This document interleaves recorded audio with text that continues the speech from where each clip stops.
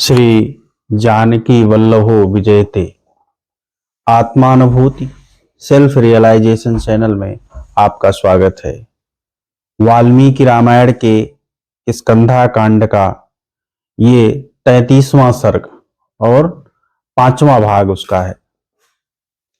इसमें तारा जब लक्ष्मण का क्रोध थोड़ा शांत हो जाता है तो उनको अपनी सफाई देती हैं। यद्यपि सुग्रीव अपने कर्तव्य से विमुख हैं, जरूर हैं, लेकिन सीता की खोज के लिए उन्होंने बहुत पहले ही वानरों को आज्ञा दे दी है और बहुत सारे वानर इकट्ठा भी हो गए। उद्योगस्तो चिराज्ञप्तः सुग्रीवेण नरोत्तमा कामस्यापि विधेयेन तवार्थ प्रतिपादने। कामस्यापि विधेयेन सुग्रीवेण, यद्यपि इस समय सुग्रीव काम के वशीभूत हैं, वासनांध हैं, लेकिन फिर भी उन्होंने तवार्थ प्रतिसाधने, आपके अर्थ की साधना के लिए अर्थात सीता की खोज के लिए उद्योगस्तो चिराज्ञप्तः, जो प्रयत्न करना था उसको बहुत पहले कर चुके हैं, शुरू कर चुके हैं। हे नरोत्तम, आगता ही महावीर्या हरयः कामरूपिणः, और बहुत सारे इच्छाधारी वानर जो है आ चुके हैं और अत्यंत वीर इच्छाधारी वानर आ चुके हैं। कोटि शत सहस्राणि नाना नग निवासिनः, अनेक प्रकार के पर्वतों पर रहने वाले पूरे देश से वानर, सैकड़ों करोड़ों वानर इस समय आ चुके हैं। तदागच्छ महाबाहो चारित्रं रक्षितं त्वया अच्छलं मित्रभावेन सतां दारावलोकनम। तो तारा कहती हैं कि तदागच्छ, हे महाबाहु लक्ष्मण, तो आप आ जाइए, अंतःपुर के अंदर प्रविष्ट हो जाइए। चारित्रम रक्षितम त्वया, आप अपने से भी आ सकते थे, आपको किसी से पूछने की जरूरत नहीं थी, आपको कोई रोकने वाला नहीं था, रोक भी नहीं सकता था। आपके पास इतना पराक्रम और बल है कि आप किसी में सामर्थ्य नहीं है कि वो आपके सम्मुख खड़ा हो जाता, सब भयभीत थे।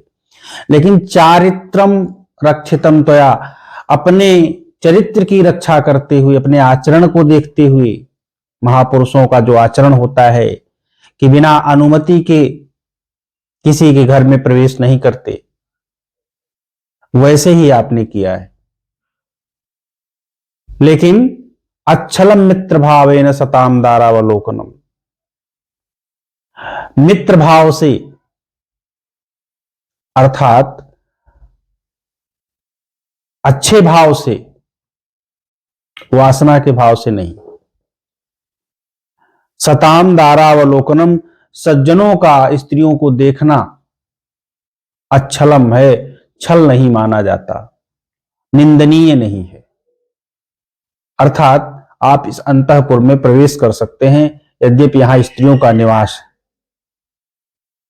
लेकिन आप महापुरुष हैं और आप मातृवत परदारेषु, पर स्त्रियों में मातृवत भाव रखते हैं, इसलिए आप यहां प्रवेश कर सकते हैं। आपका यहां प्रवेश करना निंदनीय नहीं है। तारया चाभ्यनुज्ञातस् त्वरया च वापि चोदितः प्रविवेश महाबाहो अभ्यंतरम मरिंदमः। जब तारा ने अनुमति दे दी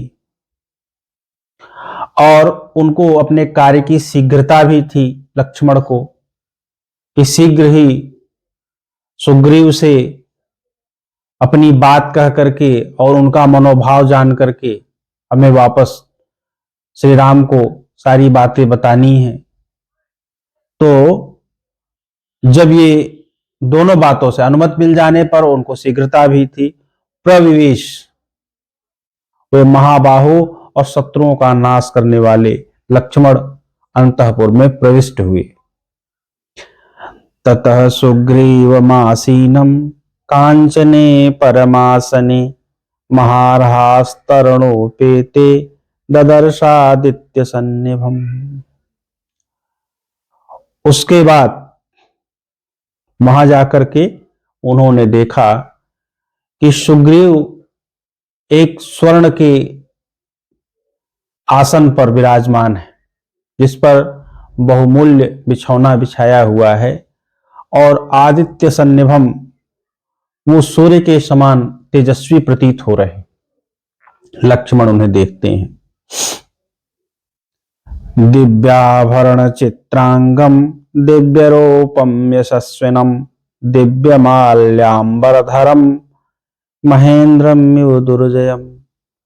उनके समस्त अंगों में दिव्य आभूषण हैं, उनका रूप दिव्य है, वे यशस्वी हैं और दिव्य माला और वस्त्र धारण किए हुए हैं और इंद्र के समान दुर्जय प्रतीत हो रहे हैं।